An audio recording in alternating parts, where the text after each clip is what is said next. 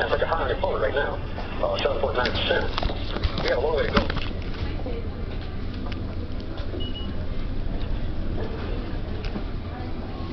Strong inflationary pressures that would be necessary. I would not favor the payment of given fixed income to people unless they are not able to work. But with such incentives for the low-income groups, we can build up their income level above the poverty level and not make welfare more profitable than work. Mr. President, your response? I don't believe that Mr. Carter has been any more specific in this case than he has been on many other instances. I noticed particularly that he didn't endorse the Humphrey-Hawkins bill, which he has on occasions, and which is included as a part of the Democratic platform. That legislation allegedly would help our unemployment, but we all know that it would have controlled our economy. It would have added $10 to $30 billion each year in additional expenditures by the federal government. It would have called for export controls on agricultural products. In my judgment, the best way to get jobs is to expand the private sector, where 5 out of 6 jobs today exist in our economy. We can do that by reducing federal taxes, as I proposed about a year ago when I called for a tax reduction of $28 billion. 3/4 of it to go to private taxpayers and 1/4 to the business sector. We could add to jobs in the major metropolitan areas by a proposal that I recommended that would give tax incentives to business to move into the inner city and to expand or to build new plants so that they would take a plant or expand a plant where people are, and people are currently unemployed. We could also help our youth with some of the proposals that would give to young people an opportunity to work and learn at the same time, just like we give money to young people who are going to college. Those are the kind of specifics that I think we have to discuss on these debates, and these are the kind of programs that I'll talk about on my time. Mr. Gannon, your question to President Ford. Mr. President, I would like to continue for a moment on this question of taxes, which you have just raised. You have said that you favor more tax cuts for middle-income Americans, even those earning up to $30,000 a year. That presumably would cost the Treasury quite a bit of money in lost revenue. If you have a very large budget deficit you have accumulated that are still in prospect, how is it possible to promise further tax cuts and to reach your goal of balancing the budget? At the time, Mr. Gannon, that I made the recommendation for a $28 billion tax cut, 3/4 of it to go to individual taxpayers and 25% to American business. I said at the same time that we had to hold the lid on federal spending, that for every dollar of a tax reduction, we had to have an equal reduction in federal expenditures, a one-for-one proposition. And I recommended that to the Congress with a budget ceiling of $395 billion, and that would have permitted us to have a $28 billion tax reduction. In my tax reduction program for middle-income taxpayers, I recommended that the Congress increase personal exemptions from $750 per person to $1,000 per person. That would mean, of course, that for a family of 4, that family would have $1,000 more personal exemption, money that they could spend for their own purposes, money that the government wouldn't have to spend. But if we keep the lid on federal spending, which I think we can, with the help of the Congress, we can justify fully a $28 billion tax reduction. In the budget that I submitted to the Congress in January of this year, I recommended a 50% cutback in the rate of growth of federal spending. For the last 10 years, the budget of the United States has grown from about 11% per year. We can't afford that kind of growth in federal spending. And in the budget that I recommended, we cut it in half, a growth rate of 5 to 5.5%. With that kind of limitation on federal spending, we can fully justify the tax reductions that I have proposed. And it seems to me, with the stimulant of more money in the hands of the taxpayer, and with more money in the hands of business to expand, to modernize, to provide more jobs, our economy will be stimulated so that we'll get more revenue and we'll have a more prosperous economy. Mr. President, to follow up a moment, the Congress has passed a tax bill, which is before you now, which did not meet exactly the sort of outline that you requested. What is your intention on that bill, since it doesn't meet your requirements? Do you plan to sign that bill? That tax bill does not entirely meet the criteria that I established. I think the Congress should have added another $10 billion reduction in personal income taxes, including the increase of personal exemptions from $750 to $1,000. And Congress could have done that if the budget committees of the Congress and the Congress as a whole had not increased the spending that I recommended in the budget. I'm sure you know that in the resolution passed by the Congress, they have added about $17 billion in more spending by the Congress over the budget that I recommended. So I would prefer in that tax bill to have an additional tax cut and a further limitation on federal spending. Now, this tax bill that hasn't reached the White House yet, but is expected in a day or two, it's about 1,500 pages. It has some good provisions in it. It has left out some that I have recommended, unfortunately.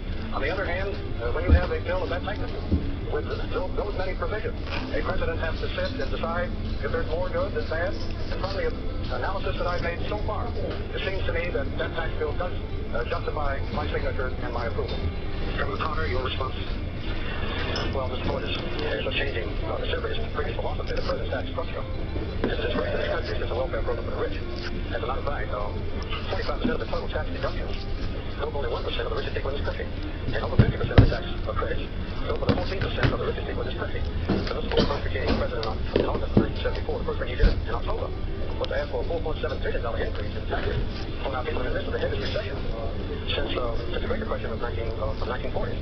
And January of 1975, he asked for a tax change, a $5.6 billion increase on low and middle income private individuals, a $6.5 billion decrease on the corporations and special interests. And December of 1975, he vetoed the roughly $18 to $20 billion tax reduction that had been passed by the Congress. And he came back later on in January of this year. He did advocate a $10 billion tax reduction, but it would be offset by a $6 billion increase this coming January. And deductions for Social Security payments and for unemployment compensation.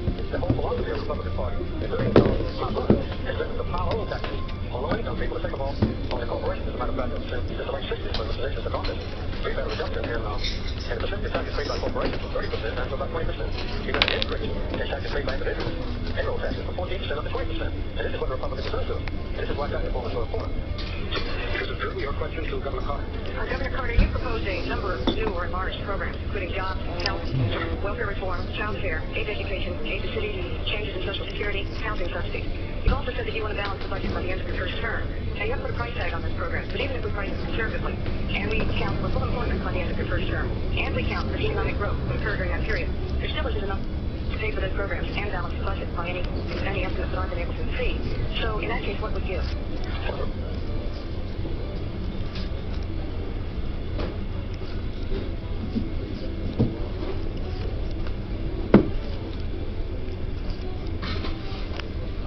If we assume the rate of growth of our economy, equivalent to what it was during President Johnson's presidency, even before the Vietnamese War, and if we assume that at the end of the 4-year period, we cut our unemployment rate down to 4 to 4.5%, under those circumstances,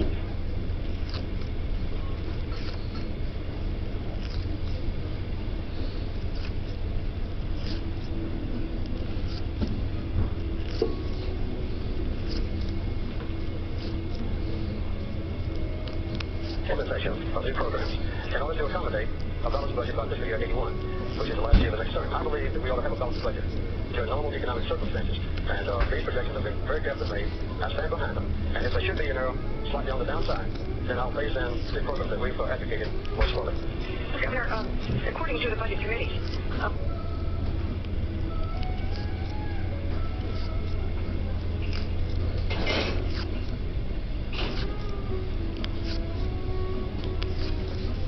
the Congress that you referred to, if we get to full employment, what they project should 4% unemployment, and as you say, even allowing for the inflation in the programs, there would not be anything more than a surplus of 5%.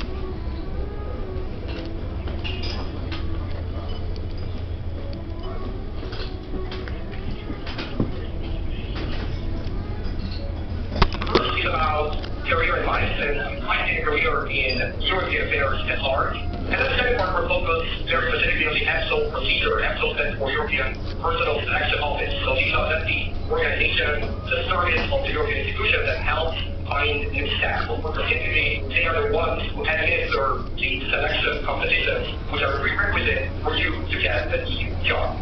So there's a reporting. So as far as I'm aware, Chris, I will distribute a reporting if you once again, there are some parts made which I'd like to revise. And the disclaimer is that I'm not an official anymore and I'm not seeking of help institutions. So the official source of information is always what comes from the European institution. So make sure to look it up. And of course what I'm saying now is that as of today, the system might slightly change in the future and I have to use this as a reporting. So the strategic approach when it comes to career. And I said that a lot of you are not necessarily European citizens, which might somewhat limit your possibilities when it comes to finding a job at EU institutions, but it doesn't really limit your opportunities of finding a job outside the institutions in European affairs. Before anything else, obviously, as any career seeker or any job seeker would know, that your goal is really to be that grad apple, the one that stands out, the one that gets noticed by the potential employer as a competition that you are really, really looking for. So setting out and starting to say, I'm going to give you a couple of ideas how you can do that and how you can maximize your chances of being picked. And the number one goal is really convincing the employer with your CV or resume for American agent seekers and my visa letter to invite you to an interview. And it's really optimizing that resume or CV and the letter to get that interview. Basically, once you have that, your chances are skyrocketing. Then your chances are much, much better than being among the many or hundreds of thousands of applicants that are looking for a job. So the number one thing you want to do is finding your USP, finding your unique selling proposition or position. And the number one thing could be knowledge of the EU, or maybe you have a specialty at the EU which deals with some development policy, or maybe you're dealing with Central Asia. So we believe that you are with a very specific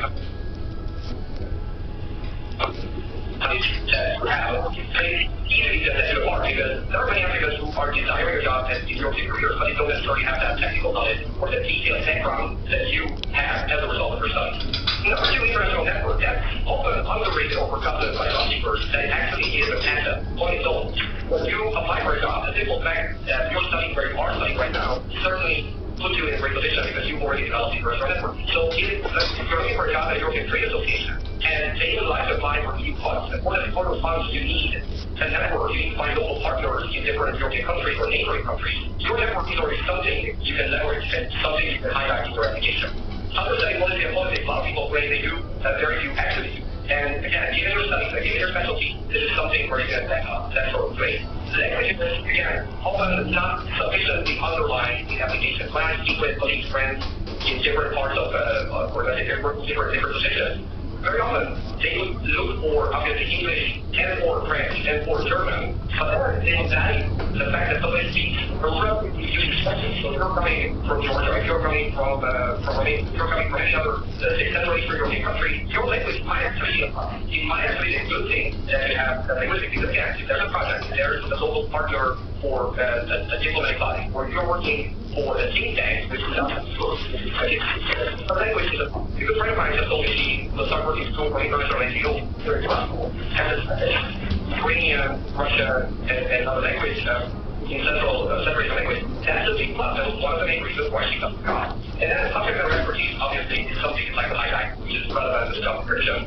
And another thing that you may want to leverage in your application is a brand. And my brand, Central University has a great brand, very good one. If you found some research project or Google Bulgaria Tea, that's great. That's another brand that really stands out, helps you in the work you profile, or the kind of project that you worked on, or certain studies that you've done before coming to university. All of this needs to be in your application to succeed. Now, more specifically, let's look at a couple of job opportunities or the types of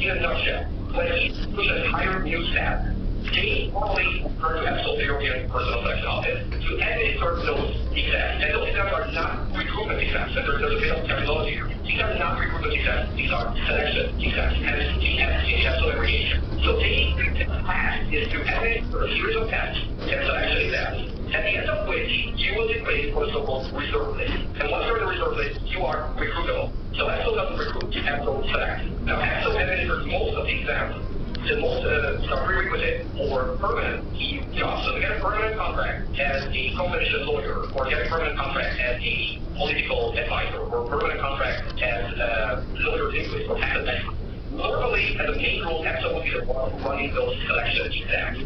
So whenever EPSO announces a new exam, and this year we're expecting about, well, it's hard to say, but I think 20, 30 different types of exams are all going to be announced. It's going through that. So number two, I think there's a so-called CAT exam. Now, it's nothing to do with the CAT of India. This is definitely about contract agent selection tests. So that's what CAT stands for. And these are for, as the name suggests, contract agents which are of determined or specific duration. So these will typically be 2 or 3 year contracts. Usually it's extendable by another 2 years. It's estimated for limited duration. Interestingly enough, are now also administered by EPSO. They just announced these corporate agent exams a couple days ago, where they are collecting the pool of candidates who need to register in a database, and then they do selection as phase 4. And there's a third time where you have EU agencies. Now, EU agencies are 3 of us, and there's even one in Budapest, and scattered all over Europe, like a big part of the European Food Safety Authority or the European Medicine Agency in London, so we don't know how long this will stay there, like Brexit. Other agencies which are linked to European institutions. They also employ a large number of staff, and which are typically under temporary agent contracts. Now, I'm not going to go into any detail. The difference between contract agent and temporary agent, suffice to say, is limited duration contract. So, bottom line, if you would like to work for EU institutions, the path is most likely through EPSO. So you need to sit some sort of EPSO exam, and you need to register through STEP. And one important thing that in 99% of the cases, you need to be an EU citizen to work for European institutions. On the other hand, there's the other large group of jobs, especially in Brussels, the diplomatic jobs. And diplomatic jobs, I put here correct, that the lingo for permanent representation. So all the 28 EU member states will have permanent representation, and interestingly, all other countries and nations of the world will also have their representation in Brussels. These are usually called missions. So there could be the Russian mission to the EU, the US mission to the EU, and these are accredited to institutions. So depending on your citizenship, depending on where you're coming from, you might want to look at the diplomatic channel because of your knowledge of the EU or knowledge of European studies that might be interested in your profile to be eventually posted in Brussels. But the path to these postings is usually through your own channel. So because these are diplomatic jobs, sometimes they might require that you pass your national diplomatic exam. Sometimes they don't require that because your profile is just what they're looking for, or they need a trade expert that you happen to be that. So that can vary. But the bottom line is usually the path to Brussels goes through your national. Now, actually, again, an abbreviation of second national experts. And these are often, they have a status either of a diplomat or a civil servant who are posted in Brussels. And often they're posted to their diplomatic outpost, so the mission or either case of EU member states to the permanent representation. Sometimes specifically of EU institutions. So the European Commission has a couple dozen, maybe a couple hundred of second national experts or civil servants, say Dutch or Finnish or Maltese, and they are posted to work for a certain number of years at EU institutions, because they bring the national perspective, they bring the national expertise. Now, then we have the political jobs. Political jobs, at least my way of grouping them, you could be an assistant to a member of the European Parliament. So the European Parliament has 751 MEPs, members of Parliament, and every single one of them would employ 2, 3, sometimes 4 assistants. This is not on the scale of U.S. Congress, where the congressmen typically have an office with 30, 40, 50 staff.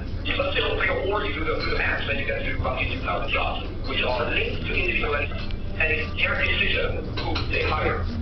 Now, the parliamentary groups and the European parliamentary groups, they have their own secretariat. So you would have the European People's Party, you would have the Socialist Democrats, you would have the Liberals, you would have all of those European parliamentary groups, whose own secretariat also employs a number of staff. And again, if you happen to be coming from a Middle East country and there is perhaps by member of parliament in your country or in your region, that could be a good fit. They are not limited to be citizens, and it's an open thing that they like your profile and they find that a good fit.